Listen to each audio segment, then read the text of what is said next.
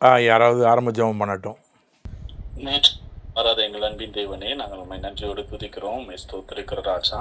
இந்த அருமையான நாளுக்காக நாங்கள் உண்மை நன்றி செலுத்துகிறோம். ஆண்டவரே, நீர் கொடுத்த இந்த நல்ல நாட்களில ஆண்டவரே உங்களுடைய ஊழியத்திற்கும் எங்களுடைய சுய வாழ்க்கைக்கும் ஆண்டவரே பிரயோஜனம் உள்ளதாய் அன்று இந்த பிப்ளிக்கல் கவுன்சிலிங் சப்ஜெக்டை படிக்க எங்களுக்கு கிருபை பாராட்டுங்க. அதுக்காக நன்றி.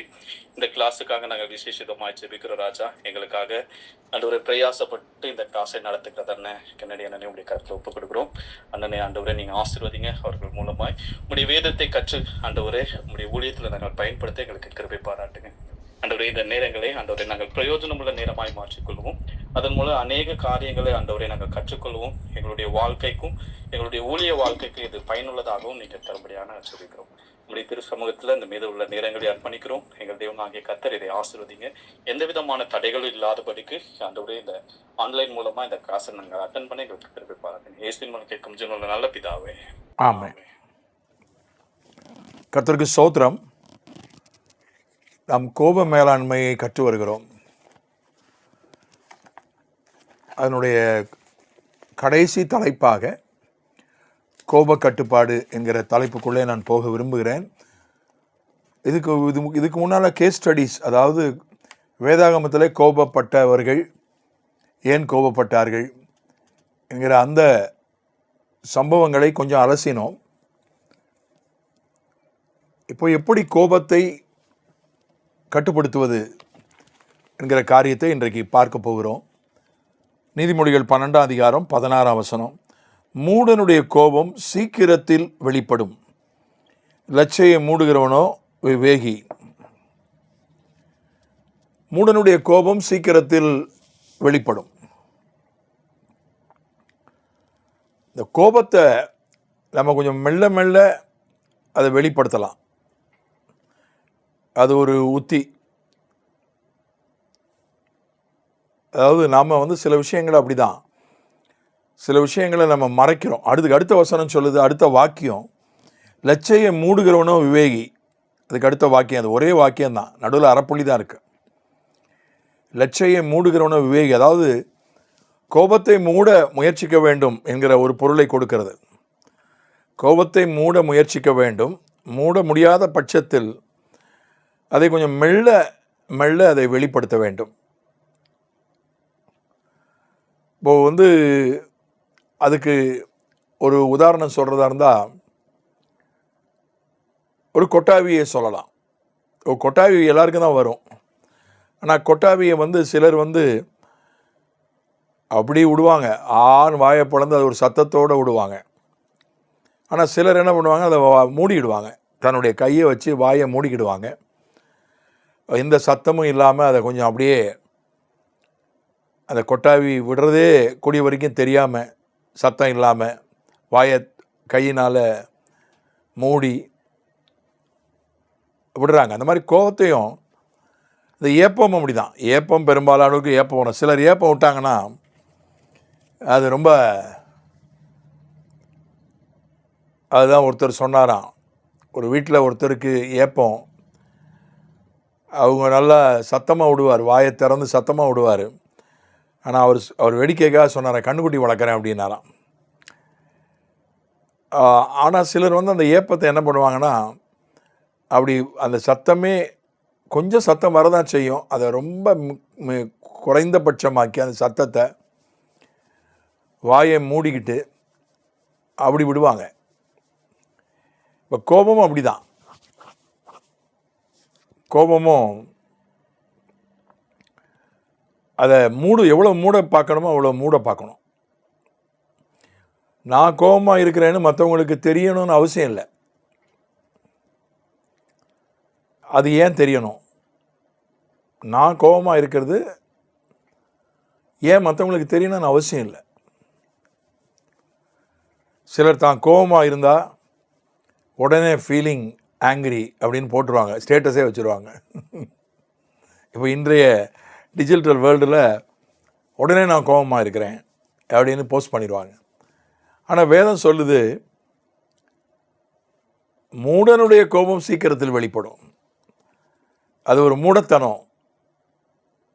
மற்றதை வெளிப்படுத்தலாம், சந்தோஷத்தை வெளிப்படுத்தலாம், மற்ற உணர்வுகளை வெளிப்படுத்துறது தப்பு இல்லை. ஆனால் அந்த கோபத்தை கூடிய வரைக்கும் மூடி வைக்கணும். கூடிய வரைக்கும் அப்படி வெளிப்படுத்தி தான் ஆகணும்னா ரொம்ப அதை மெதுவாக வெளிப்படுத்தணும். இது ஒரு உத்தி. நான் நான் உத்தினே கூட சொல்லுவேன். இது ஒரு டெக்னிக். இதை நாம் இது கோபம், அதுதான் EQவில் பெரும்பாலான காரியம் இமோஷனல் கோஷியன்ட்னு உலகத்தில் அதை சொல்கிறாங்க. அது என்ன சொல்கிறாங்க, அதாவது உணர்ச்சியை எப்படி கையாள்வது, அதிலே உள்ள திறன். எனக்கு சரியான தமிழ் வார்த்தை எனக்கு வரவில்லை. அந்த கோபத்தை தான் ஒருத்தர் எப்படி கோபத்தை கையாளுகிறார் என்பதைத்தான் இப்போ உலகத்தில் பார்க்குறாங்க அதிகமாக.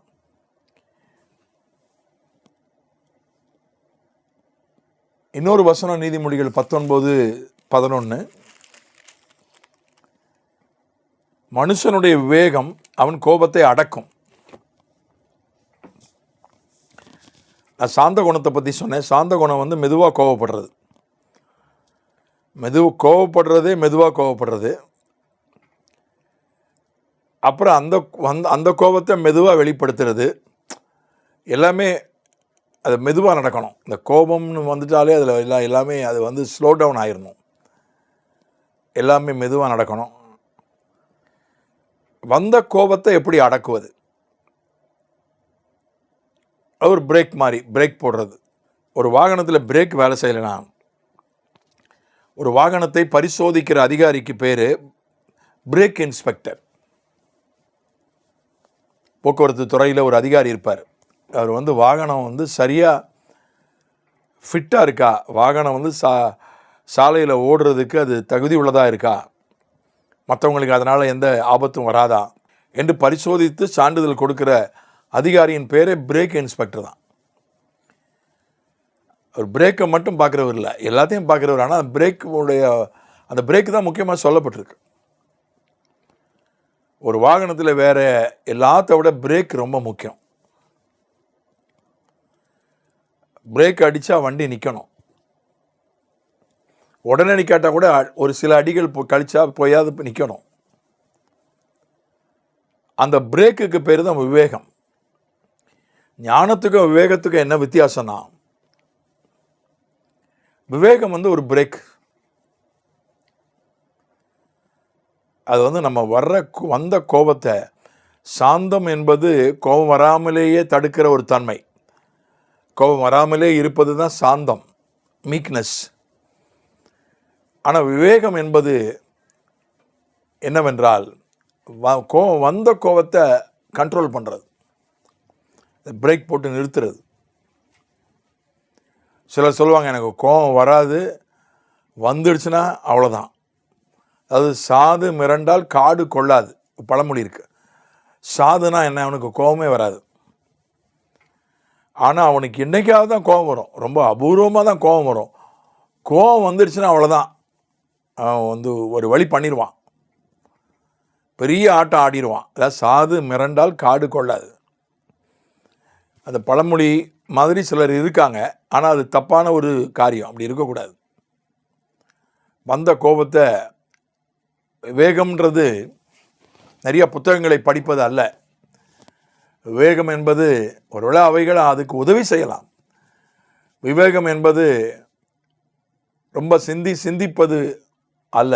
விவேகம்னா என்ன, வந்த கோபத்தை அப்படி அடக்கிறது, அதுதான் விவேகம். கோபத்தை அடக்காத எத்தனையோ பேர் எவ்வளோ விஷயங்களை இழந்திருக்காங்க. ஏன்னா அந்த கோபத்தை நான் பார்த்துருக்கேன். கோபம் பலருடைய வாழ்க்கையை, பலருடைய தொழிலை, பலருடைய வேலையை, பலருடைய ஊழியத்தை அது பாதித்ததை நான் கண்ணால் பார்த்துருக்கிறேன். அதனால தான் இதை 3 கிளாஸ் தான், கோபத்துக்கு 3 கிளாஸ் தான். ஆனால் கொஞ்சம் 1-2 கிளாஸ் கூட போனாலும் பரவாயில்ல, இதை கொஞ்சம் விவரமாக பார்க்கணுன்னு பார்த்துட்ருக்கிறேன். அதனால் நம்ம விவேகத்திற்காக ஜெபிக்கணும். அதுக்கு அடுத்த வரி, குற்றத்தை மன்னிப்பது அவனுக்கு மகிமை. அதுவும் நடுவில் ஒரு ஐஃபன், ஒரு நடுவில் ஒரு செமிகாலன் தான் இருக்குது, ஒரு அரைப்புள்ளி தான் இருக்குது. கோபத்தை அடக்குவது, அதுக்கு அடுத்த அதனுடைய தொடர்ச்சி குற்றத்தை மன்னிப்பது. அதாவது நம்ம மன்னிக்கிறதுனால கோபத்தை அடக்க முடியும், மற்றவங்கள மன்னிக்கிறதுனால. மன்னிக்கிறது அப்படின்றது கொஞ்சம் கஷ்டம்தான். அது வந்து நம்முடைய நாட்டினுடைய கொள்கை, நம்ம நாட்டினுடைய நம்பிக்கை கர்மாவுக்கு எதிரானது. கர்மாவில் மன்னிப்பே கிடையாது. நீ என்ன நல்லதோ கெட்டதோ நீ என்ன செய்யறியோ அதை நீ அனுபவிச்சு தான் ஆகணும். அதுதான் கர்மான்ற ஒரு நம்பிக்கை. கர்மாவில் நம்பிக்கை மன்னிப்பே கிடையாது. ஆனால் வேதத்தில் மன்னிப்பு உண்டு. நாம் வந்து எவ்வளவு மற்றவங்களை மன்னிக்கிறோமோ அவ்வளோ அந்த கோபத்திலிருந்து நாம் தப்ப முடியும். மன்னிக்கிறது வந்து அவ்வளோ சுலபமான விஷயம் அல்ல. அது செத்தவனை கூட உயிரோடு எழுப்பிடலாம், மன்னிக்கிறது கஷ்டம். ஒரு மலையை கூட அப்படியே வாயின் வார்த்தையால் பெயர்த்து கடலில் தள்ளிடலாம், மன்னிக்கிறது அதை விட கஷ்டம். அதுக்காக நம்ம ஜெபிக்கணும். இதெல்லாம் ஒரே நாளில் வராது. விவேகமோ மன்னிப்பதோ, மெதுவாக கோபப்படுறதோ, பட்ட கோபத்தை மெதுவாக வெளிப்படுத்துவதோ, இதெல்லாம் ஒரே நாளில் வந்துடாது. எங்கேயோ நான் போனேன், உபவாசம் இருந்து ஜெபம் பண்ணேன், எனக்கு வந்துடுச்சு, அல்லது இதெல்லாம் படிப்படியாக தான் நம்முடைய வாழ்க்கையில் வரும். அதுக்காக நம்ம ஜெபம் பண்ணணும், அதுக்காக முயற்சிக்கணும். கொஞ்சம் படிப்படியாக தான் வரும். அதுக்கப்புறம் நீதிமொழிகள் 21:14. நீதிமொழிகள் மிக அற்புதமான ஒரு பொக்கிஷம். நீதிமொழிகள் 21:14. அந்தரங்கமாய் கொடுக்கப்பட்ட வெகுமதி கோபத்தை தணிக்கும். அது அடுத்தவனுடைய கோபம். இது முதல் 2 பார்த்தது நம்முடைய கோபத்தை நம்ம எப்படி தணித்து கொள்வது. ஒருத்தங்க நம்ம மேலே கோபமாக இருக்காங்கன்னா அவங்களுக்கு வந்து அவங்க கோபத்தை எப்படி குளிரச் செய்வது, ஒரு அந்தரங்கமாய் ஒரு வெகுமதி கொடுப்பது. வேதத்தில் சொல்லப்பட்ட ஒரு காரியம்தான் இது. அதுக்கு அடுத்த வரி வந்து அதனுடைய அடுத்த வரியினுடைய அந்த மொழிபெயர்ப்பு தெளிவாக இல்லை. அதுக்குள்ளே நம்ம போகிறதில்ல. மடியில் உள்ள பரிதானம் குரோதத்தை ஆற்றும். இந்த பரிதானம் என்கிற மொழிபெயர்ப்பு ஒரு தெளிவான மொழிபெயர்ப்பு அல்ல. இது ஏறக்குறைய வெகுமதி என்பது போன்ற ஒரு அர்த்தம் தான் அதற்கு உண்டு. பரிதானம்ல லஞ்சம். லஞ்சத்தை வேத புஸ்தகம் ஏற்றுக்கொள்வதில்லை. இப்போ அந்தரங்கமாய் கொடுக்கப்பட்ட வெகுமதி இது கோபத்தை தணிக்கும். மற்றவர்களுடைய யாரோ ஒருத்தர் என் மேலே கோபமாக இருக்கிறாரு, அந்த கோபத்தை எப்படி தணிப்பது, இந்த கோபத்தை எப்படி குறைப்பது, போக்குவது, அதுக்கு ஒரு வழி ரகசியமாக அவருக்கு ஒரு பரிசு கொடுப்பது. யாருக்கும் தெரியாமல் ஒரு பரிசை அவருக்கு கொடுப்பது. இது வந்து வேத புஸ்தகம் சொல்லுகிற ஒரு சாலமோனை மூலமாக ஆவியானவர் சொல்கிற இது. நீங்கள் ஒரு கோணத்தில் பார்க்குறதுக்கு இது என்னமோ உலக பிரகாரமாக மனுஷிக பிரகாரமாக இருக்கலாம். ரகசிய பரிசு வந்து கோபத்தை தணிக்கணும் பைபிள் சொல்லுதுன்னா அது வந்து இது ஆவிக்குரிய விஷயம் அல்ல என்பது போல உங்களுக்கு. அதாவது என்ன பிரச்சனைனா, நமக்கு ரட்சிக்கப்பட்டு பரிசுத்தாவின் அபிஷேகம் பெற்ற பலருக்கு என்ன பிரச்சனைனா, அவங்க எல்லாமே ஆவிக்குரியதாக இருக்கணும்னு நினைக்கிறாங்க. எல்லாமே ஆவிக்குரியது கிடையாது. நம்ம 3 பரிமாணத்தில் இருக்கோம்: ஆவி, ஆத்துமா, சரீரம். சரீரம் உடல் என்பது அந்த ஒரு பரிமாணம் இருக்கிறது. இப்போ உடல் ரீதியாக சில விஷயங்களை நம்ம செய்ய தான் செய்யணும். இப்போ யோனா புஸ்தகத்தில் கடைசி அதிகாரத்தில் பாருங்கள், அவன் மேலே வெயில் பட்டு அவனுக்கு தலைவலி வந்ததுனால கோவப்பட்டான். யோனா புஸ்தகம் கடைசி அதிகாரத்தில் கடைசி பகுதியில். இப்போ இதில் ஆவிக்குரிய விஷயம் எதுவுமே கிடையாது. ஒரு நிழலில், ஒரு செடியினுடைய நிழலில் இருந்தால் அந்த செடி பட்டு போச்சு, காஞ்சி போச்சு. அதனால் வெயில், வேறு நிழல் இல்லை, வெயில் அவன் மேலே பட்டதுனால அவனுக்கு தலைவலிச்சது, கோவப்பட்டான். ஆண்டவர் வந்து கேட்குறாரு, யோனா நீ ஏன் எரிச்சலாக இருக்கிறா? நீ எரிச்சலாக இருப்பது நல்லதோ? சாகிற வரைக்கும் நான் எரிச்சலாக தான் இருப்பேன்றான். இதில் பாருங்கள், எதுவுமே ஆவிக்குரிய விஷயம்னு ஒன்று கிடையாது. சரீர காரியம், ஒரு காரியம் இருக்குது. சரீர ரீதியான ஒரு பாதிப்பு தான் கோபத்தை உண்டாக்குது. மனுஷன் வந்து மேன் இஸ் 3 டைமென்ஷனல். 3 டைமென்ஷனும் நம்ம வந்து பார்க்கணும். வெறும் ஆவிக்குரிய காரியத்தை மட்டுமே பார்த்துட்டு அது ஒரு சமநிலையற்ற விஷயம். ஆத்துமான்றது மனது சம்மந்தப்பட்ட விஷயங்களையும் நம்ம பார்க்கணும். இங்கே சொல்லப்பட்டிருப்பது ஒரு சைக்கலாஜிக்கல் அப்ரோச், ஒரு உளவியல் அணுகுமுறை, பைபிள் சொல்லுகிற அணுகுமுறை. அந்தரங்கமாய் கொடுக்கப்பட்ட வெகுமதி கோபத்தை தணிக்கும். அதுக்கப்புறம் பிலிப்பியர் 4:6 ரொம்ப பிரபலமான வசனம். ஒன்றுக்கும் கவலைப்படாமல் எல்லாவற்றையும் தேவனுக்கு தெரியப்படுத்துங்கள், அப்பொழுது எல்லா புத்திக்கு மேலான தேவ சமாதானம் உங்கள் இருதயங்களையும் உங்கள் சிந்தைகளையும் கிறிஸ்து இயேசுக்குள்ளாக காத்துக்கொள்ளும். பிலிப்பியர் 4:6-7. கவலை வந்துடுச்சுன்னா உடனே அந்த கவலையை ஆண்டவர்கிட்ட சொல்லிடு. ஆண்டவர் தம்முடைய சமாதானத்தினால உன் சிந்தையை, உன் இருதயத்தை காத்துக்கொள்வார்னு அந்த வசனம் சொல்லுது. அந்த இடத்துல கவலைகள் அப்படின்றதுக்கு, கவலைப்படாமல் அப்படின்றதுக்கு அதோடு சேர்ந்து இன்னொரு வார்த்தையும் மூல மொழியில், கிரேக்க மொழியில், கோபப்படாமல். கவலை வந்தால் உடனே ஆண்டவர்கிட்ட சொல்லிடு ஜெபத்தின் மூலம். கோபம் வந்தாலும் உடனே ஆண்டவர்கிட்ட சொல்லிடு. தமிழ் மொழிபெயர்ப்பில் இல்லை, ஆங்கிலத்திலும் இல்லை, மூல மொழியில் இருக்குது. அந்த 2 அர்த்தமுள்ள வார்த்தை தான் போட்டிருக்குது, கவலையும் எரிச்சலும். இப்போ நம்ம கோபத்தை போய் நம்ம வந்து எப்படி ஆண்டவர்கிட்ட போய் காட்ட முடியும்? நம்ம கோபத்தை நம்ம யார்கிட்ட போய் காட்டுவோம்? நம்மளை விட கீழே இருக்கவங்ககிட்ட தான் காட்டுவோம். கணவன் வந்து அலுவலகத்தில் மேலதிகாரி கணவனை போட்டு திட்டாருன்னா தன்னுடைய கோபத்தை எங்கே போய் வந்து காட்டுவான்? வீட்டில் வந்து மனைவிகிட்ட காட்டுவான்.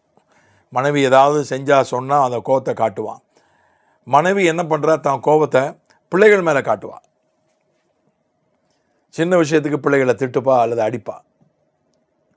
மனிதன் தன்னுடைய கோபத்தை தன்னை விட கீழான நிலையில் அல்லது தன்னை விட பலவீனமானவர்கள் மேலே தான் காட்டுறான். கோபத்தை போய் நம்ம வந்து நம்மை விட பெரியவர்கள்ட்ட போய் காட்ட மாட்டோம். ஆனால் இங்கே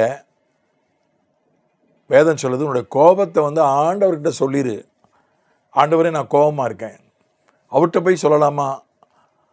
மரியாதையாக இருக்குமா அவர்கிட்ட போய் சொன்னால்? அது பயபக்தி ஆகுமா?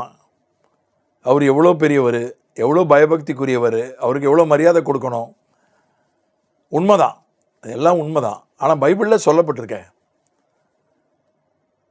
நீ வந்து இப்போ கவலையை சொல்கிற மாதிரி ஏன் கோபத்தை சொல்லக்கூடாது? கவலையை போய் நமக்கு பெரியவங்ககிட்ட சொல்லுவோம், ஆனால் வேறு வழி இல்லைன்னா தான் சொல்லுவோம். அதுவும் ரொம்ப அந்த வார்த்தைகளை ரொம்ப பக்குவமாக சொல்லுவோம். அப்படியே போய் ஒரு நண்பங்கிட்ட சொல்கிற மாதிரி நமக்கு மேலதிகாரிட்ட போய் நம்ம கவலையை சொல்ல மாட்டோம். ஆனால் ஆண்டவர் இந்த இடத்துல எழுதி வச்சிருக்கிறாரு, உன் எரிச்சலை நீ என்கிட்ட வந்து சொல்லு. அது என்னுடைய வாழ்க்கையில் நான் ஓரளவுக்கு கற்றுக்கொள்ள ஆண்டவர் எனக்கு உதவி செய்தார். எனக்கு கோபம் வந்ததுன்னா நான் ஜெபம் தான் பண்ணுவேன். ஆண்டவர்கிட்ட தான் போய் சொல்லுவேன். எனக்கு என் கோபத்தெல்லாம் ஆண்டவர்கிட்ட சமூகத்தில் தான் போய் கக்குவேன். என் கோபத்தை நான் விளையாட்டாக சொல்வது உண்டு, நீங்கள் தப்பாக எடுக்க மாட்டீங்கன்னு நினைக்கிறேன். ஆண்டவருடைய தாடியை பிடிச்சி நான் ஆட்டிடுவேன் அப்படின்னு சொல்லுவேன், விளையாட்டுக்காக சொல்லுவேன். எனக்கு கோபம் வந்துச்சுன்னா அப்போது எல்லா புத்திக்கு மேலான தேவ சமாதானம் நம்முடைய சிந்தைகளையும் இருதயங்களையும் கிறிஸ்து இயேசுக்குள்ளாக காத்துக்கணும். அது வந்து ஜெபம் ஒரு முக்கியமான ஒரு விஷயம். ஜெபம் ஜெபத்தில் போய் நம்முடைய காரியங்களை சொல்லணும், ஆண்டவர்கிட்ட போய் சொல்லணும். ஏன்னா நம்ம வந்து கோவம் வந்துச்சுன்னா நம்ம ஜெபம் பண்ண மாட்டோம். நம்ம பிரச்சனை தான். கோவம் வந்துட்டாலே மூட் அவுட் ஆயிரும், ஜெபம் பண்ண மாட்டோம். கவலை வந்தால் ஒரு வேளை சிலர் ஜெபம் பண்ணுவாங்க. கவலை பயம் வந்தால் ஜெபம் பண்ணுவாங்க. பயமாக இருக்குது, ஆண்டவர்கிட்ட போய் ஜெபம் பண்ணுவாங்க. ஆண்டவரே, கவலை இருந்தாலும் ஜெபம் பண்ணுவாங்க. ஆனால் கோவம் வந்தால் ஜெபம் ஓடாது. ஜெபத்தை தான் அது பாதிக்கும். மூட் அவுட் ஆகிட்டேன், கோவப்பட்டேன், கணவனுக்கு மனைவிக்கு நடுவில் கோவம் வந்து வெடிச்சிருச்சுன்னா அன்றைக்கி குடும்ப ஜெபம் வந்து பாதிக்கப்பட்டுரும். ஆனால் வேதம் சொல்லுது, பவுலும் அதை இன்னொரு இடத்துல சொல்கிறான். வேசியரில் மட்டுமல்ல, 1 தீமோத்தேயுலையும் அதை அவன் சொல்கிறான். நீங்கள் வந்து கோவப்படாமல் எல்லா இடங்களிலேயும் ஜெபம் பண்ணுங்க என்று சொல்வதை நாம் பார்க்கிறோம். 2:8 1 தீமோத்தேயு 2:8 அன்றியும் புருஷர்கள் கோபமும் தர்க்கமும் இல்லாமல் பரிசுத்தமான கைகளை உயர்த்தி எல்லா இடங்களிலேயும் ஜெபம் பண்ண வேண்டும் என்று விரும்புகிறேன். புருஷர்கள் கோபமும் தர்க்கமும் இல்லாமல் எல்லா இடங்களிலும் ஜெபம் பண்ண வேண்டும்.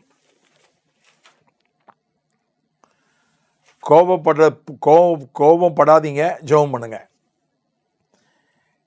எல்லா இடங்கள், ஏன்னா அந்த காலத்தில் பெண்கள் அதிகம் வெளியே போக மாட்டாங்க. எல்லா இடங்கள்னு சொல்லப்பட்டிருக்கிறது ஆண்களுக்கு சொல்லப்பட்டதனுடைய காரணம் தான். அந்த காலத்தில் ஆண்கள் தான் அதிகம் வெளியே போவாங்க. வெளியில் போனால் தான் அவங்களுக்கு கோபம் முட்டுகிற நிறைய விஷயங்கள் நடக்குமே. வெளியே போனாலே கோபம் முட்டுகிற பல விஷயங்கள் நடக்கும்.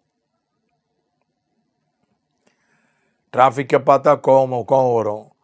மற்றவங்க வாகனம் ஓட்டுறதை பார்த்தா கோபம் வரும். பார்க்கிங்கில் போய் பார்க் பண்ணி வச்சுருக்கிற அந்த மற்றவங்க எப்படி பார்க் பண்ணி வச்சுருக்காங்கன்றதை பார்த்தா கோபம் வரும். எங்கே போட்டாலும் நம்ம கோபத்தை தூண்டுற மாதிரி பல இடங்களில் கோபத்தை தூண்டுகிற காரியங்கள் உண்டு. பவுல் சொல்கிறான், நீங்கள் கோபப்படாமல் ஜெபம் பண்ணுங்க, எல்லா இடங்களிலும் கையை உயர்த்தி ஜெபம் பண்ணுங்கன்றான். கையை உயர்த்தாட்டா கூட பரவாயில்ல, ஜெபம் பண்ணுங்க அப்படின்னு நான் சொல்லுவேன்.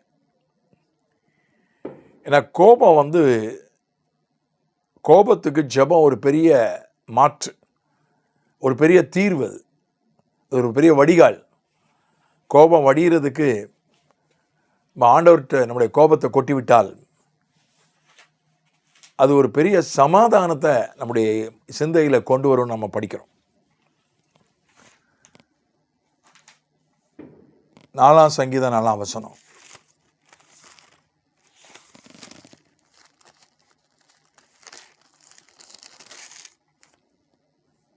நான் என்ன செய்வது, என்னுடைய முன்பு இருந்த வழக்கம், இப்போ இன்னும் கொஞ்சம் பக்குவப்பட்டேன், இன்னும் வளர்ந்துட்டேன்.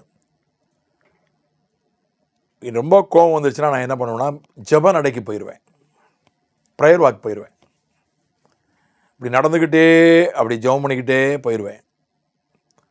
என் கோபத்தெல்லாம் ஆண்டவர்கிட்ட சொல்லிவிட்டு அதுக்கப்புறம் சில நேரம் நீண்ட தூரம்லாம் போயிருக்கிறேன். ஒரு தடவை நீண்ட தூரம் போயிட்டு அப்புறம் அங்கேருந்து மறுபடியும் ஒரு டாக்ஸி பிடிச்சி திரும்பி வந்தேன். அது ஒரு நல்ல ஒரு உத்தி, நல்ல ஒரு தீர்வு. இன்னொரு விஷயம், இதுவும் ஒரு நல்ல உத்தி, பைபிள் சொல்லுகிற ஒரு தீர்வு. சங்கீதம் 4:4 நீங்கள் கோபம் கொண்டாலும் பாவம் செய்யாதிருங்கள், உங்கள் படுக்கையிலே உங்கள் இருதயத்தில் பேசிக்கொண்டு அமர்ந்திருங்கள். உங்கள் படுக்கையில் உங்கள் இருதயத்தில் பேசிக்கொண்டு அமர்ந்திருங்கள். அதாவது நமக்கு நாமே பேசிக்கிறது. தனக்குத்தானே பேசினா நம்ம ஊரில் கொஞ்சம் ஒரு மாதிரி நினைப்பாங்க, மனநலம் ஏதாவது பாதிக்கப்பட்டுச்சா நினைப்பாங்க. ஒருத்தன் தனக்குத்தானே பேசினா, தனக்குத்தானே சிரிச்சா அவனை ஒரு மாதிரி பார்ப்பாங்க. ஆனால் வேதம் சொல்லுது, நீங்கள் கோபம் கொண்டாலும் உங்கள் படுக்கையிலே உங்கள் இருதயத்தில் பேசிக்கொண்டு அமர்ந்தீர்கள். நான் நடந்து போனேன், நடந்து போய் ஆண்டவர்கிட்ட பேசினேன், ஜெபம் பண்ணேன். ஆனால் வேதம் சொல்லுது நீ படுக்கையில் படுத்துரு. படுக்கையில் படுத்துட்டு நீ வந்து உன் இருதயத்தில் பேசு, உனக்குள்ளே நீ பேசு என்று சொல்லப்பட்டிருக்கிறது. அது செல்ஃப் டைலாக்னு சொல்கிறாங்க. அதை நமக்குள்ளேயே பேசிக்கிறதுக்கு பேர் செல்ஃப் டைலாக். நமக்குள்ளே பேசலாம். நான் கோபமாக இருக்கேன், இப்போ இந்த கோபத்தை வச்சு நான் என்ன செய்ய போகிறேன்? சரி, இந்த கோபத்தை வச்சு நான் ஒருத்தனை ஏதோ செய்ய போகிறேன், அப்படி எனக்கு கோபம் வருது. ஒருத்தர் அடிச்சிடலாமா, ஒருத்தருக்கு ஏதாவது செஞ்சிடலாமா அப்படின்னு கோபம் வருது. செஞ்சால் என்ன ஆகும்? சரி, நான் செஞ்சிட்டா அதனுடைய விளைவு என்ன? நான் வந்து அந்த கோபத்தை அப்படியே ஒன்றும் செய்யாமல் விட்டுட்டா என்ன ஆகும்? நமக்கு நாமே அப்படி பேசிக்கலாம். இந்த செல்ஃப் டைலாக்கு வந்து நிறைய பேருக்கு இல்லை. ஆண்டவர்கிட்ட பேசுகிறோம், இல்லைன்னா மற்றவங்ககிட்ட பேசுகிறோம். நமக்குள்ளே பேசுகிறது அது அவசியம். செல்ஃப் டைலாக் அவசியம். நமக்குள்ளே பேசுகிறது. படுக்கையில் நீங்கள் உங்கள் இருதயத்தில் பேசிக்கொண்டு அமர்ந்திருங்கள். அது ஒரு பெரிய, இப்போ இதில் பார்த்தீங்கன்னா இதில் ஒரு ஸ்பிரிச்சுவலும் இல்லை, நத்திங் ஸ்பிரிச்சுவல். இப்போ ஜெபமாவது ஆவிக்குரிய விஷயம். நீங்கள் ஜெபத்தில் போய் எல்லாத்தையும் சொல்லுங்கள், உங்கள் கோபத்தெல்லாம் ஜெபத்தில் கொட்டுங்கன்றதாவது ஆவிக்குரிய விஷயம். இப்போ இது வந்து நீங்கள் பாட்டு பேசாமல் படுக்கையில் உட்காந்துக்கிட்டோ படுத்துக்கிட்டோ உங்களுக்குள்ளேயே நீங்கள் பேசிங்கன்றது இதில் நத்திங் ஸ்பிரிச்சுவல். அதில் ஆவிக்குரிய விஷயம் ஒன்றுமே கிடையாது. இது வந்து ஒரு உளவியல் ரீதியான விஷயந்தான். வேதம் அதை சொல்லுது. வேதம் வந்து ஆவி, ஆத்மா, சரீரம் மூன்றுக்கும் உரியது. வெறும் ஆவிக்குரியது மட்டுமில்லை, அது மனதுக்குரிய விஷயங்களையும் சொல்லுகிறது, சரீரத்துக்குரிய விஷயங்களையும் சொல்லுகிறது. இது கொஞ்சம் கோபத்தை கூட போய் ஆண்டவர்கிட்ட கூட கொட்டிடலாம். ஆனால் நமக்குள்ளேயே அந்த கோபத்தை பற்றி பேசுறது, அந்த கோபத்தை பற்றி நமக்குள்ளேயே அலசுவது, பேசுவது, அதுக்கு கொஞ்சம் கஷ்டம்தான் அது. ஏன்னா நம்ம எப்படிப்பட்ட ஒரு சூழ்நிலையில் வளர்ந்துருக்கோன்னா, உனக்கு நீயே பேசிக்கிட்டா நீ பைத்தியம் அப்படின்னே நமக்கு சின்ன வயசுலேருந்தே ஒரு கருத்து சொல்லப்பட்டிருக்கு. இப்போ அது உடையணும். முதல்ல பேசலாம், நமக்கு நாமே பேசலாம், வாய் விட்டு கூட பேசலாம், ஒன்றும் தப்பு இல்லை. ஏன்னா இப்போ வந்து ஃபோனில் பேசுகிறாங்கன்னு நினச்சிப்பாங்க. மற்றவங்களுக்கு கேட்குற மாதிரி பேசக்கூடாது, புரிகிற மாதிரி மெல்ல பேசலாம். மெல்ல பேசினா ஏதோ ஃபோனில் பேசுகிறான் போல இருக்குன்னு நினச்சிப்பாங்க. இந்த ஒரு அனுபவத்தை இந்த ஒரு விஷயத்தை நம்ம பழக்கமாக்கி கொள்ளணும். நம்மை நாமே பயிற்றுவிக்கணும். அதாவது வாழ்வதே, ஒருத்தர் சொன்னார் வாழ்கிறது ஒரு கலைனார், இன்னொருத்தர் சொல்கிறார் வாழ்கிறதே ஒரு திறன் சொன்னார், லைஃப் ஸ்கில் அப்படின்றாங்க. ஆர்ட் ஆஃப் லிவிங்னார் ஒருத்தர். ஒரு சாமியார் ஆர்ட் ஆஃப் லிவிங்னே ஒரு பயிற்சி கொடுக்குறாரு. ஒரு சாமியார் வாழும் கலை, வாழ்கிறது ஒரு கலையாம், அதுக்கு ஒரு பயிற்சி கொடுக்குறாரு.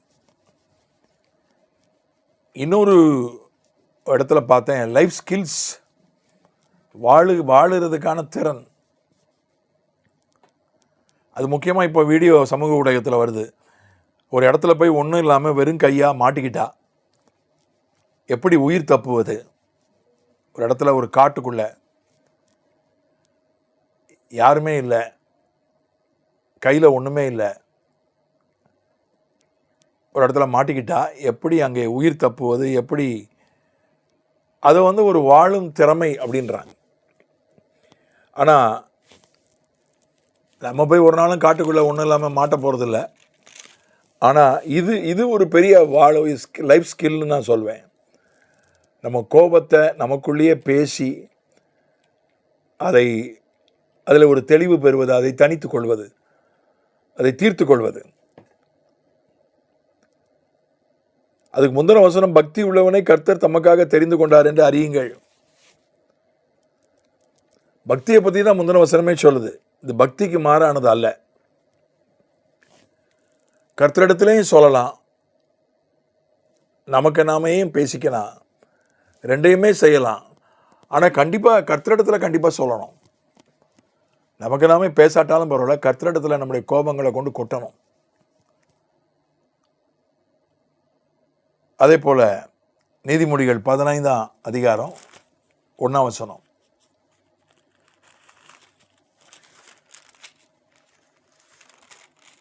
மெதுவான பிரதியுத்தரம் உக்கிரத்தை மாற்றும், கடும் சொற்களோ கோபத்தை. மெதுவான பிரதியுத்தரம், சாஃப்ட் ஆன்சர், மற்றவங்களுடைய கோபத்தை. இப்போ ஒருத்தர் யாராவது கோபப்பட்டு நம்மக்கிட்ட பேசினா நாமளும் வந்து என்ன ஆகும்னா அதே டோனில் பேசுகிறதுக்கு தான் நமக்கு ஒரு தூண்டுதல் வரும். அவங்க என்ன டோனில் பேசுகிறாங்களோ அதே டோனில் பேசுகிறதுக்கு தான் நம்மளே அறியாமல் அதுபடி தான் வரும். ஆனால் இங்கே சொல்லப்பட்டிருக்கிறது மெதுவான சாஃப்ட் ஆன்சர், எ சாஃப்ட் டங், மெதுவான பிரதியுத்தரம் உக்கிரத்தை மாற்றும். அதாவது மெல்ல பேசுனீங்கன்னா,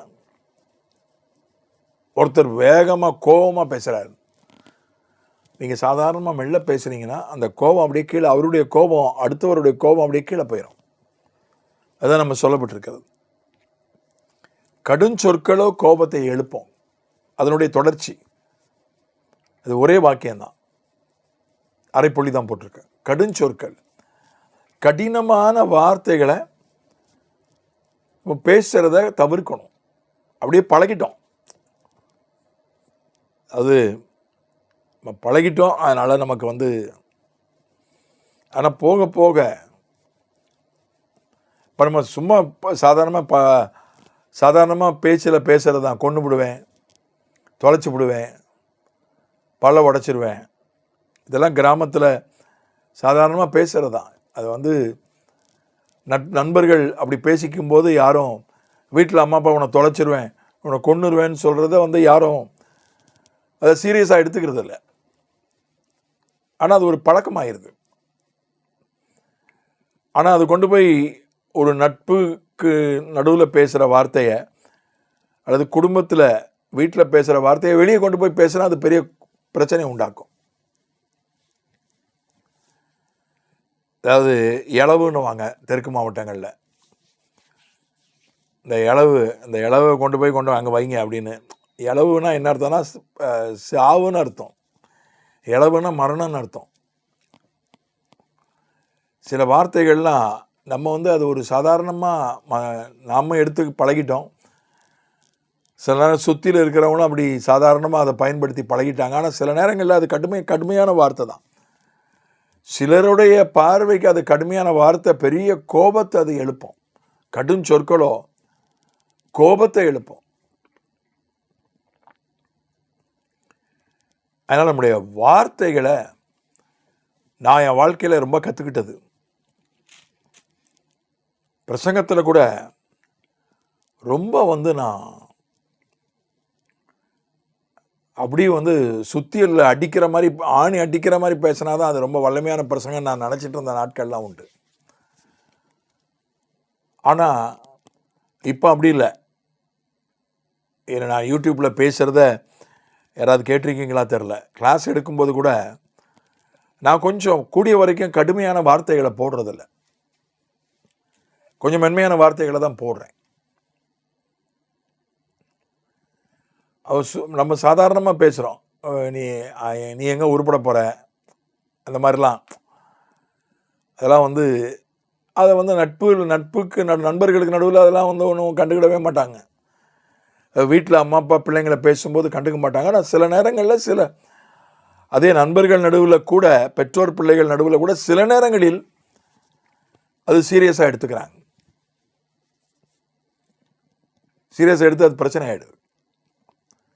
கடும் சொற்கள் கோபத்தை எழுப்போம். அப்போ வந்து மென்மையான டோன் மட்டும் இல்லை, இந்த துணி மென்மையாக இருந்தால் மட்டும் போதாது, வார்த்தைகளும் மென்மையாக இருக்கணும். அது இங்கிலீஷில் சாஃப்ட் டங்கு, ஒரு மொழிபெயர்ப்பில் சாஃப்ட் ஆன்சர்னு போட்டிருக்கு. ஆனால் அந்த 2 வரியையும் ஒன்றா வச்சு பார்க்கும்போது சாஃப்ட் டங்கு அப்படின்ற ஒரு மொழிபெயர்ப்பு தான் சரின்னு நினைக்கிறேன். மென்மையான டோனாகவும் இருக்கணும், துணியும் மென்மையாக இருக்கணும், வார்த்தைகளும் மென்மையாக இருக்கணும். நம்ம பயன்படுத்துகிற வார்த்தைகளும் அது ரொம்ப முக்கியம். இப்போ வந்து சட்டசபை நடந்துகிட்ருக்கு, தமிழ்நாடு சட்டசபை. நீங்கள் கொஞ்சம் போய் பாருங்கள். நான் வந்து சட்டசபையெல்லாம் கொஞ்சம் நிகழ்ச்சியை பார்ப்பேன், கோர்ட்டில் நடக்கிறதையும் பார்ப்பேன். இப்போ கோர்ட்டில் நடக்கிற ஆர்கியூமெண்ட்லாம் ஆன்லைனில் காட்டுறேன், அதுவும் நான் கொஞ்சம் போய் பார்ப்பேன். சட்டசபை பார்த்தீங்கன்னா சபை குறிப்பிலேருந்து நீக்கிடுவாங்க. சட்டசபையில் பொய்யன்ற வார்த்தை பேசக்கூடாது. சட்டசபையில் உண்மைக்கு புறம்பானதுன்னு தான் சொல்லணும். பொய்ன்னு பேசினா அதை நீக்கிடுவாங்க சபை குறிப்பிலேருந்து. அதாவது அன்பார்லிமெண்ட்ரி வேர்டுன்னு சொல்லுவாங்க. சபை நாகரிகத்துக்கு பொருந்தாத வார்த்தைகள்.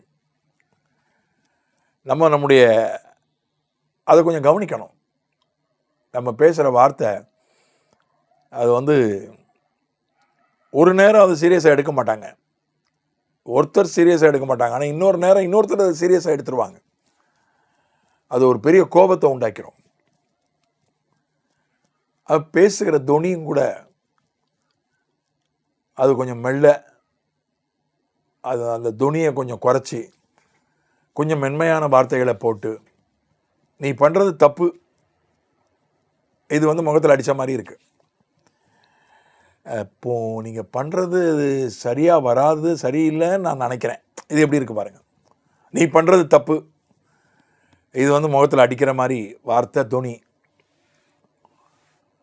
நீ பண்ணுறது சரியில்லைன்னு எனக்கு தோணுது, நான் நினைக்கிறேன், இது வந்து ஒரு மென்மையான துணி, மென்மையான வார்த்தை.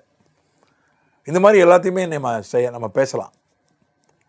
இப்போ கோபம் வந்து அடுத்த பக்கத்துலேயும் கோபம் எழும்புறதுக்கு, அது எழும்புவது அது குறைக்கும் அல்லது தவிர்க்கும்.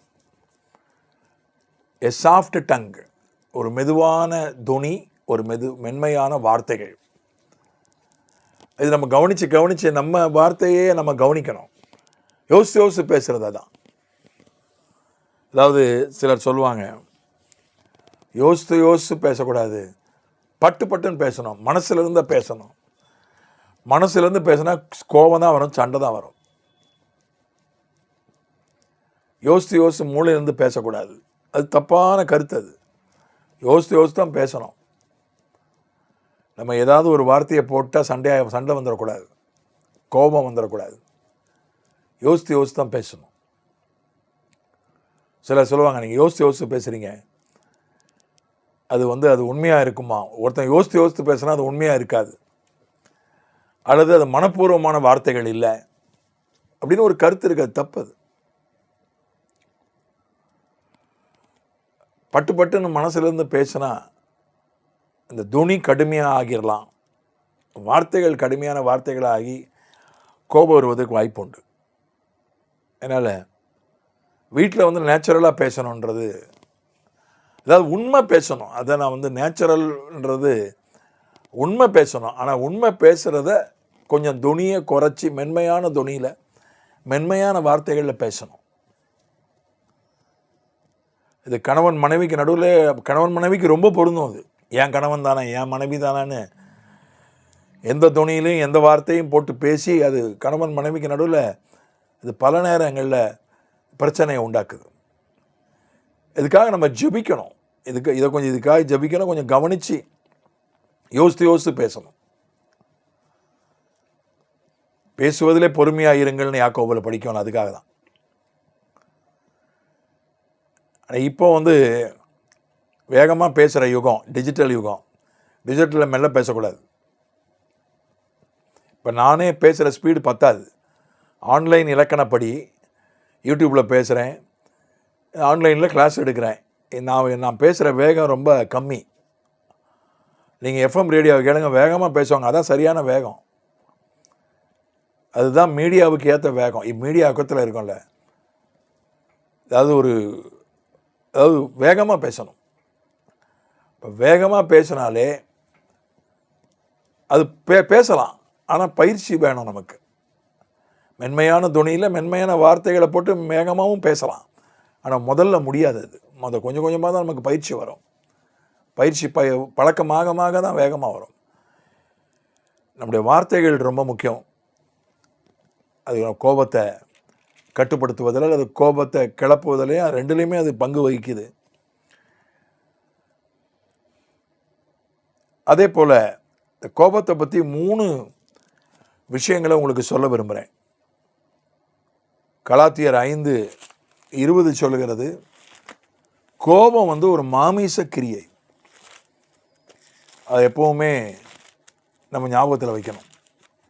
கோபம் ஒரு மாமிச கிரியை என்று வேதம் சொல்லுது. கர்த்தர் கோபப்படுறாருன்னா அது வேற. அவர் தேவன், அவர் சிருஷ்டிகர், சர்வ வல்லவர், சர்வலோக நியாயாதிபதி. நான் பரிசுத்தராகவே பரிசுத்தமாக இருங்கள்னு சொன்னார். நான் கோபப்படுறேன் நீங்களும் கோபப்படுங்கன்னு எங்கேயா சொன்னாரா? நான் பழி வாங்குகிறேன் நீங்களும் பழி வாங்குங்கன்னு சொன்னாரா? இல்லை. அது ஒரு நியாயாதிபதி, அது அவருடைய காரியம் வேற. நான் பரிசுத்தர், நீங்கள் பரிசுத்தமாக இருங்க. நான் பிதா பூர்ண சர்க்குணராக இருக்கிறது போல நீங்கள் பூர்ண சர்க்குணராக இருங்க, அப்படி சொல்லப்பட்டிருக்கு. ஆனால் எங்குமே தேவன் கோபம் உள்ளவர், ஆகவே நீங்களும் கோபம் உள்ளவர்களாக இருங்கள்னு சொல்லப்படலை. அவர் நீடிய சாந்தம் உள்ளவர்னு இருக்குது பல இடங்களில். அதே நேரத்தில் அவர் கோபப்பட்டார்னு இருக்குது.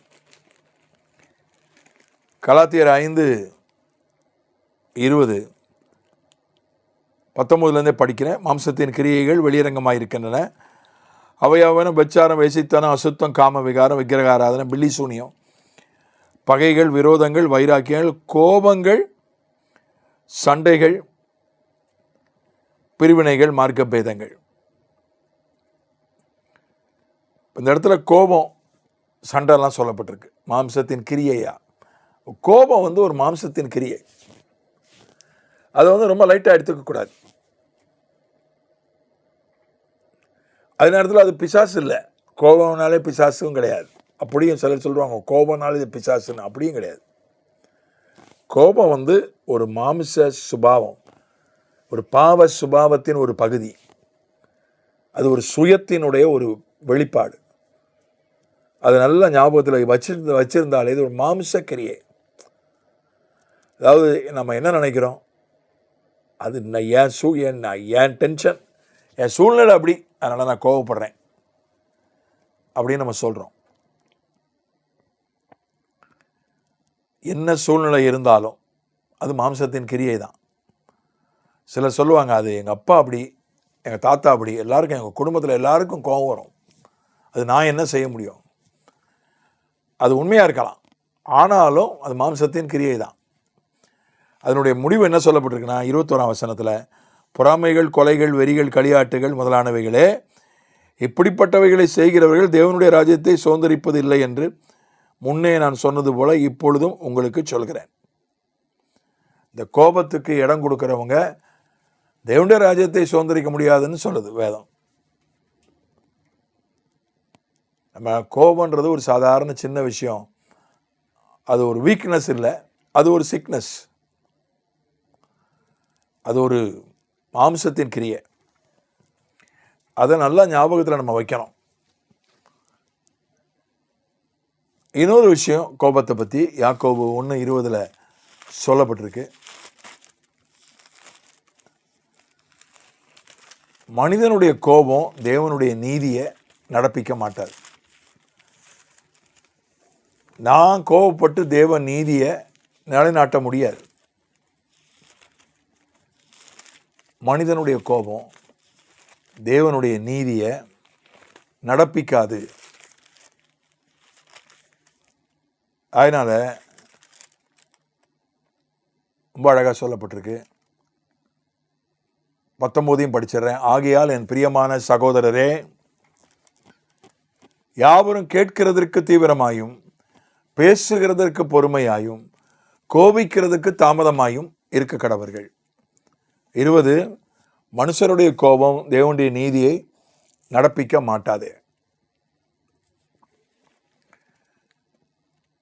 பேசுகிறதற்கு பொறுமை, கோபிக்கிறதற்கு தாமதம். அதான் ஸ்லோ டு ஆங்கர், அதான் சாந்த குணம். ஏன் அப்படி சொல்லப்பட்டிருக்குன்னா, மனுஷருடைய கோபம் தேவனுடைய நீதியை நடப்பிக்க மாட்டாதே. நம்ம கோபத்தை வச்சு ஒரு நீதி உள்ள ஒரு காரியத்தை செய்ய முடியாது. கோபத்தினால் வருகிற எதுவும் நீதியா இருக்காது. இப்போ கோர்ட்டில் என்கவுண்டருக்கும் நீதிமன்றத்தில் கொடுக்கப்படுகிற தண்டனைக்கு, என்கவுண்டர் போலீஸ்காரங்க சுட்டு கொள்றாங்க. சில நேரங்களில் அது வேற வழி இல்லை தான். ஒருத்தன் பயங்கரமான ஒரு மிருகமாக இருக்கான், மிருகம் மாதிரி அவன் தப்பு பண்ணுறான். அவனுக்கு எதிராக யாரும் சாட்சி சொல்ல மாட்டாங்க, வேற வழி இல்லை. அதுக்காக போலீஸ் அவனை நினச்ச இஷ்டத்துக்கு சுட்டு கொள்ள முடியாது. அதுக்கு மேலே வரைக்கும் போய், முதலமைச்சர் வரைக்கும் போய், மேல் அதிகாரிகள் வரைக்கும் போய் அதுக்கான ஆதாரங்களை எல்லாம் சமர்ப்பித்து அவங்கெல்லாம் அதை உட்கார்ந்து விவாதித்து தான் சொல்லுவாங்க என்கவுண்டர் பண்ணியிருக்கேன்னு. அதுவே சட்டப்படி தப்பு தான். அதுவே சட்டத்தின் முன்னால் கோர்ட்டுக்கு போச்சுன்னா பிரச்சனை ஆயிரும். கோர்ட்டு தீர்ப்பு கொடுக்கறது வேற. கோர்ட்டு மரண தண்டனை கொடுக்குது, தூக்கு தண்டனை கொடுக்குது. ஒரே நாளில் கொடுக்க மாட்டாங்க, ஒரே மாதத்தில் கொடுக்க மாட்டாங்க. அது இழுக்கும். தூக்கு தண்டனை கொடுத்தா அதை நீதிமன்றம் உறுதிப்படுத்தணும். சுப்ரீம் கோர்ட்டுக்கும் போகலாம். எனக்கு மரண தண்டனை கொடுத்துட்டாங்க, சுப்ரீம் கோர்ட்டில் போய் சொல்லலாம். சுப்ரீம் கோர்ட்டு இல்லை உனக்கு மரண தண்டனைன்னு சொல்லிட்டுனா ஜனாதிபதிக்கு போய் கருணை மனு போடலாம். எவ்வளோ பல படிகள் இருக்குது. அதாவது அதை அப்படியே அதை ஆற போடுறதுக்கு, அதை அப்படியே அந்த ப்ராசஸை, அந்த காரியத்தை மெதுவாக்குறதுக்கு அவ்வளோ விஷயங்கள் இருக்குது. கோபத்தினால ஒரு நீதிபதி கோபப்பட்டு அப்படியா பண்ணிட்டான், அவர் கண்ணால் பார்த்தா கூட கோபப்பட்டு தீர்ப்பு எழுத முடியாது. ஒரு நீதிபதி அவர் கேட்கணும். கண்ணால் பார்த்தா கூட அவன் அந்த செஞ்சவனுடைய கருத்தையும் கேட்கணும். செஞ்சானா இல்லையா, ஏன் செஞ்சான், அவன்கிட்டையும் கேட்கணும். எல்லாத்தையும் கேட்டு தான் அவர் கண்ணால் அவர் பார்த்தா கூட அவர் தீர்ப்பு எழுத முடியாது. கோபத்தால் செய்யப்படுகிற எதுவும் நீதி உள்ளதாக இருக்காது, அப்படியே எடுத்துக்கலாம். அதனால தான் அது ரெண்டாவது முக்கியமான விஷயம். கோபப்படலாம், ஒரு அநீதியை கண்டு நம்ம கோபப்படலாம். ஆனால் அந்த கோபத்தை அநீதிக்கு எதிராக நம்ம திருப்ப முடியாது. ஏதாவது ஒன்று ஆயிரும். கோபத்தில் பேசுறது கூட தப்பாயிரும். இப்போ இந்த மாணவர்கள் போராட்டம், அவங்க ரொம்ப கூடிய வரைக்கும் மாணவர்கள் ரொம்ப நான் ஆச்சரியப்பட்டேன். மருத்துவ முகாமெல்லாம் நடத்தினாங்க. டாக்டருங்கெல்லாம் டெல்லியில் நடந்த மாணவர்கள் போராட்டம், நீட்டினுடைய அந்த கேள்வித்தாள் வெளியானதுக்கு எதிராக, லீக் ஆனதுக்கு எதிராக நடந்த போராட்டம். ஆனால் அதுலேயும் கூட சிலர் ரொம்ப தப்பாக சிலரை பேசிட்டாங்க, தனிப்பட்ட விதத்தில் தப்பாக பேசிட்டாங்கலாம் செய்திகள் வந்துச்சு. ஒரு பெரிய தேச தலைவருடைய தாயாரையே கொச்சையாக யாரோ பேசிட்டாங்க, தப்பாக பேசிட்டாங்க. ஏன்னா கோபத்தில் பேசும்போது அது நீதி உள்ளதாக இருக்காது. அதனால தான் இங்கே ரெண்டுமே சேர்த்து சொல்லப்பட்டிருக்கு. பேசுறதுல பொறுமை, கோபிக்கிறதுல தாமதம். ஏன்னா நீ உன்னுடைய கோபத்தால் நீதியை நீ கொண்டு வர முடியாது என்று நம்ம அங்கே பார்க்குறோம். இந்த விஷயத்தை நம்ம கோபத்தின் மூலம் நாம் நீதியை நிலைநாட்ட முடியாது. இந்த ரெண்டாவது சத்தியம் நம்ம மனசில் வைக்க வேண்டிய முக்கியமான சத்தியம். மூணாவது விஷயம், இது கர்த்தர் செய்கிற காரியம். 76ஆம் சங்கீதம் 10ஆம் வசனம். மனுஷனுடைய கோபம் உமது மகிமையை விளங்க பண்ணும். மிஞ்சும் கோபத்தை நீர் மகிமை வேற, நீதி வேற. நல்லா கவனிங்க. மனுஷனுடைய கோபம் உமது மகிமையை விளங்க பண்ணும். இது கொஞ்சம் புரிஞ்சுக்கொள்ள கஷ்டம்தான். இது நானே இந்த வசனத்தை புரிஞ்சுக்கிறதுக்கு பல வருஷம் ஆச்சு. அதாவது ஒருத்தர் மனுஷன் கோபப்படுறான், அந்த கோபத்தை ஆண்டவர் தன்னுடைய மகிமைக்கு ஏதுவாக பயன்படுத்தி கொள்கிறார். அவன் கோபப்படுறதுனால தேவனுடைய நாம மகிமைப்படாது. ஆனால் ஒருவன் படுகிற கோபத்தை ஆண்டவர் தன்னுடைய மகிமைக்கு ஏதுவாக ஒரு உதாரணம் சொல்கிறேன். எஸ்தர் புஸ்தகம். எஸ்தர் புஸ்தகத்தில் அகாஸ்வேரு ராஜா எல்லாருக்கும் ஒரு விருந்து வைக்கிறான். எல்லாம் மதுபான விருந்து, எல்லாம் குடிச்சு வெறிச்சு கிடக்காங்க. அப்போ அவனுடைய மனைவி அழகாக இருப்பா. வஸ்தின்னு ஒரு ராணி, ரொம்ப அழகாக தான் மனைவியினுடைய அழகை பிரபுக்களுக்கு மந்திரிகளுக்கெல்லாம் காட்டணும்னு ஆசைப்படுது. குடி வெறியில் அப்படி ஒரு ஆசை வந்துடுது அவனுக்கு. மனைவியை கூப்பிட்டு அனுப்புகிறான். ராணி தனியாக அங்கே பிரபுக்களின் மனைவிக்கும் மந்திரிகளின் மனைவிக்கும் அதிகாரிகளின் மனைவிக்கும் தனியாக விருந்து நடத்திட்டு இருக்கிறா வஸ்தி ராணி. அவன் கூப்பிட்டு அனுப்புகிறான். அவன் வர மறுத்துடுறான். ஒரு 1000 பேர் குடி வெறியில் இருக்காங்க. அங்கே போய் என் அழகை காட்டுறது அது என்ன, அது சரியில்லையே. அவள் வர மறுத்துடுறான். அவள் செஞ்சது சரியா இல்லையா? கணவனுக்கு கீழ்ப்படியணும். வந்திருக்கலாம், ஒரு வேளை முக்காடெல்லாம் போட்டுட்டு உடம்பு முழுசையும் மூடுகிற ஒரு உடையை அணிந்து கொண்டு வந்திருக்கலாம் கணவன் கூப்பிட்டாருன்னு. அந்த வசனத்தின்படி பார்த்தா குடிச்சிட்டு வெறிச்சிட்டு கிடக்கிறவங்க நடுவில் எதுக்கு நம்ம நிற்கணும்? என் மனைவி பாரு எவ்வளோ அழகி அப்படின்னு அப்படி காட்டணும்னு அவனுக்கு அப்படி ஒரு ஆசை கொடிவெறியில் வந்துருச்சு. அவள் வர மறுத்துட்டா. ராஜாவுக்கு பெரிய அவமானம்.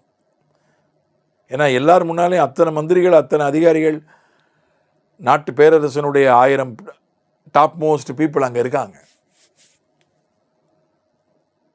பயங்கர கோபம். வரலையே, நாளைக்கு வரேன்னு கூட சொல்லியிருக்கலாம். காலையில் வரேன், நாளைக்கு வரேன், இன்னைக்கு கொஞ்சம் உடம்பு சரியில்லை அப்படி கூட சொல்லியிருக்கலாம். வரமாட்டேன்னு மறுத்தது அது அவனுக்கு ஒரு பெரிய அவமானம் ஆயிடுச்சு. எல்லா மந்திரிகள் அதிகாரிகள்லாம் சொன்னாங்க, ராணியே ராஜா சொல்ல மதிக்கலைன்னா அப்புறம் எந்த மனைவியும் எந்த கணவன் சொல்லியும் மதிக்க மாட்டாங்க. எரிகிற தீயில் எண்ணெய் தான் ஊற்றுவாங்க எல்லாருமே. கணவன் மனைவிக்கு நடுவில் ஊற்றி விட்றாங்க பார்த்தீங்களா எண்ணெய். எரிகிற தீயில் எண்ணெய் ஊற்றுவாங்க. சரி, அவங்க ஏதோ ஒரு உடம்பு சரியில்லாமல் இருந்திருக்கலாம், அல்லது அவங்க மனசு சோர்வாக இருந்திருக்கலாம். அதனால் அவங்க வெக்கப்பட்டிருக்கலாம். எல்லாம் இங்கே குடிச்சிட்டு கிடக்கிறாங்க, அங்கே வர்றதுக்கு ஆண்களாக இருக்காங்க, வெக்கப்பட்டிருக்கலாம். அதனால் ராஜா நீங்கள் இதை பெருசாக நினைக்காதீங்கன்னு ஒருத்தவங்க கூட சொல்லலை. அதை எடுத்து வாசிக்க ஞாபகம் நேரம் இல்லை. எஸ்தர் 1ஆம் அதிகாரத்தில் இருக்குது. எல்லாம் என்ன சொன்னாங்க, அவ்வளோதான். இது இந்த நாடு முழுச 127 நாட்டுக்கு தெரிஞ்சு போச்சுன்னா ஒரு மனைவி கூட ஒரு புருஷனை கூட மதிக்க மாட்டா. அதனால் விடக்கூடாது. நீங்கள் செம கோபத்தில் இருக்கிறான். அகாஸ்வேரு ராஜா கோபத்தில் இருந்து தன் மனைவி விவாகரத்து செய்து விட்டான். அவனுடைய கோபம், அவன் நாள் கணக்கில் கோபத்தில் இருக்கிறான். கோபத்தில் மனைவி விவாகரத்து பண்ணிட்டான். கோபம் இப்போ தீர்ந்து போச்சு, கோபம் ஆறிடுச்சு. இப்போ வேறு கல்யாணம் பண்ணணும். வேறு கல்யாணம் பண்ணுறதுக்காக அதுக்காக நேர்முக தேர்வு நடத்தி அப்போ தான் எஸ்தர் அப்போ தான் வரா உள்ளுக்குள்ள. அகாஸ்வேரு ராஜாவுடைய கோபத்துக்கு ஆண்டவர் எந்த விதத்திலையும் காரணம் அல்ல. ஆண்டவரை அவனை குடிக்க சொன்னார், ஆண்டவரை குடிச்சு கும்மாளம் அடிக்க சொன்னார், ஆண்டவரை அவன் மனைவியோடைய அழகை எல்லாருக்கும் காட்டுன்னு, உன் நண்பர்களுக்கெல்லாம் காட்டுன்னு சொன்னார். அதுக்கு சம்மந்தமே இல்லை. ஆண்டவரை அவனை கோபப்பட சொன்னார். அவனுடைய கோபம் அது நீதியை நல்லா கவனிங்க. நீதியின் படி பார்த்தா அது சரி கிடையாது. அகாஸ்வேரு வஸ்தியை விவாகரத்து பண்ணினது நீதிப்படி அது அநீதி, நீதி கிடையாது. அதான் நான் சொல்ல வரேன். அகாசுவேரனுடைய கோபம் நீதியை நிலைநாட்டவில்லை. ஆனால் அது தேவனுடைய மகிமைக்கு ஏதுவாக அது மாறியது. அதனால் எஸ்தர் ராணி ஆனாள். எஸ்தர் ராணி ஆனதுனால தேவ ஜனங்கள் காக்கப்பட்டார்கள். தேவனுடைய நாமம் மகிமைப்பட்டது. இதெல்லாம் நம்ம பார்க்குறோம். அதுதான் கோபம் நீதியை நிலைநாட்டாவிட்டாலும், கோபம் மனுஷனுடைய கோபம் அநீதியை கொண்டு வந்தாலும், கர்த்தர் அந்த கோபத்தை என்ன பண்ணுறாரு? மனிதனுடைய கோபத்தை நன்மைக்கு ஏதுவாக, தன்னுடைய மகிமைக்கு ஏதுவாக அதை மாற்றுகிறார், திருப்புகிறார். இன்னொரு வார்த்தை அங்கே போடப்பட்டிருக்கிறது. அவர் மிஞ்சும் கோபத்தை நீர் அடக்குவீர். மனுஷனுடைய கோபத்தை ஒரு அளவுக்கு மிஞ்சி போச்சுன்னா அடக்கிடுவார். ஏன் கோபம்? நான் யார் மேலே வேணா எவ்வளோ வேணா கோபப்படுவேன்னா ஆண்டவர் குறுக்கிட்டுருவார். ஆண்டவர் ஒரு அளவு வரைக்கும் தான் ஆண்டவரே தலையிடுறாரு. கோபம் எவ்வளோ மோசமானது பாருங்க. அதான் நான் சொல்ல வரேன். சோதம் கொமோராவை ஆண்டவர் தலையிட்டார். அங்கே பயங்கரமான பாலியல் பாவம், ஊருணை சேர்க்கை பாவம் தலைவிரிச்சு ஆடிச்சு. தெருவில் பகிரங்கமாக கூட்டமாக ஊருணை சேர்க்கை பாவத்தில் ஈடுபட்டாங்க சோதம் குமாராவில். ஆண்டவரே இறங்கி அதை அழிச்சார். ஆண்டவர் வரைக்கும் அந்த சத்தம் போச்சு. ஆண்டவரே அதில் தலையிட்டார். அதனால் இஸ்ரவேல் ஜனங்களை எகிப்தியர்கள் கொடுமைப்படுத்தினாங்க. ஆண்டவரே இறங்கி அவர்களுக்கு உதவி செய்தார். அந்த மாதிரி ஒரு வருஷம் தான் இது. மிஞ்சும் கோபத்தை நீர் அடக்குவீர். நான் ஏன் கோபம்?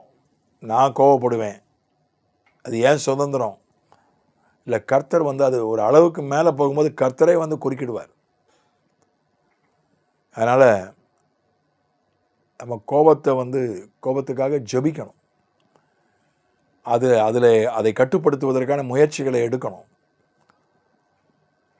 அது நம்முடைய வாழ்க்கையில் முதல்ல பொருத்தணும். அதுக்கப்புறம் மற்றவங்களுக்கும் அதை நம்ம சொல்லி கொடுக்கணும், ஆலோசனையாக சொல்லணும். அதனால் இந்த கோப மேலாண்மையை நான் இதோட முடிச்சிட்டேன்.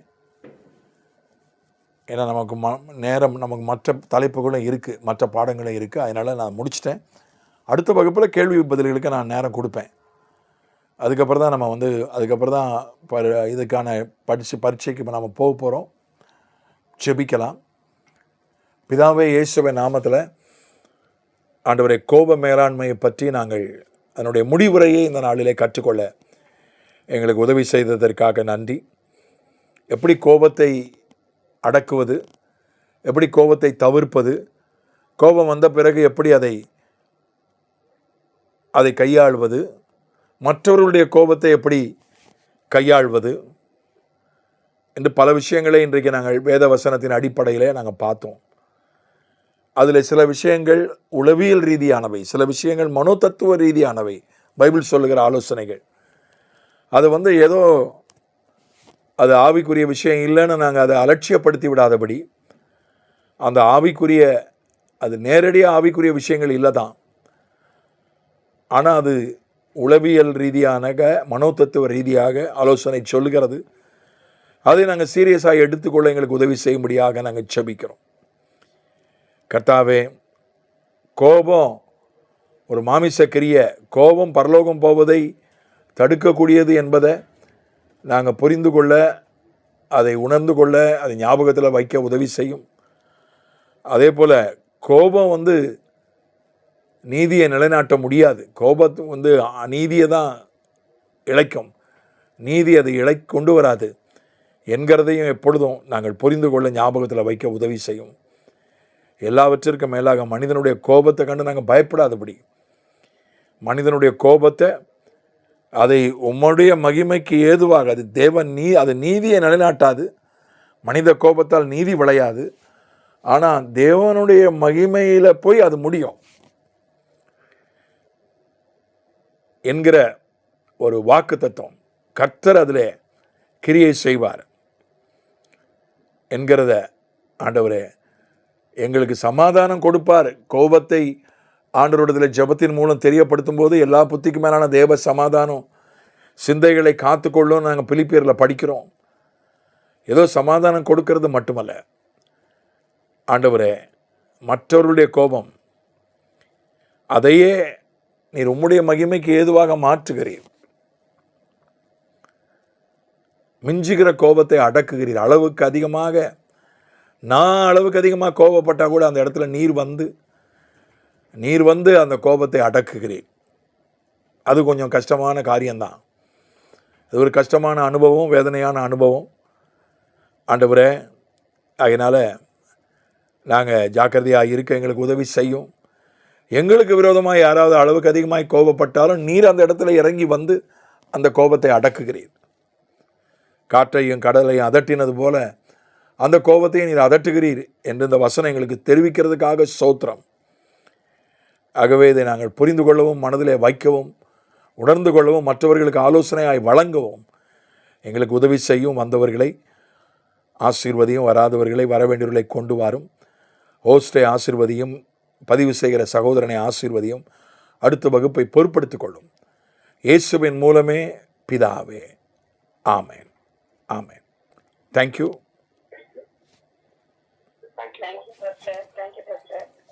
வெல்கம். Praise the Lord.